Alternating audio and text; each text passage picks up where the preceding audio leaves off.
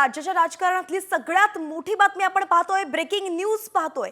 यंदाच्या अधिवेशनातच विरोधी पक्षनेता जाहीर होणार अशी माहिती सूत्रांनी दिली आहे। विधानसभा विरोधी पक्षाचा नेता हा अधिवेशनाच्या शेवटच्या दिवशी जाहीर होणार असल्याची माहिती आहे। या संदर्भातली अधिकची अपडेट्स देत आहेत आपल्या प्रतिनिधी वैदेही काणेकर। वैदेही, काय सांगाल, कुणाच्या नावांची चर्चा आहे?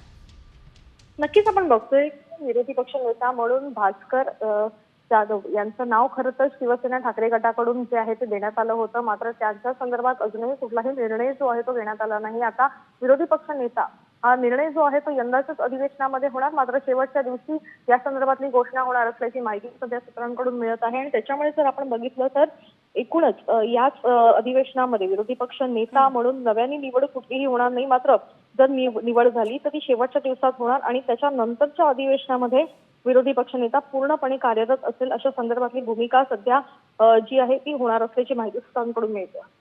धन्यवाद वैदेही, या संदर्भातले प्रत्येक अपडेट्स आपल्याकडनं घेत राहू। तुर्तास अतिशय सविस्तर आपण अपडेट दिली आहे म्हणून धन्यवाद। तर या अधिवेशनात विरोधी पक्षनेता जरी निवडला जाणार असला तरी अधिकृत विरोधी पक्षनेते म्हणून पुढील अधिवेशनात भूमिका बजावणार आहे। नेमकं काय होतंय पाहावं लागेल, अधिवेशनाकडे आपलं लक्ष असेल।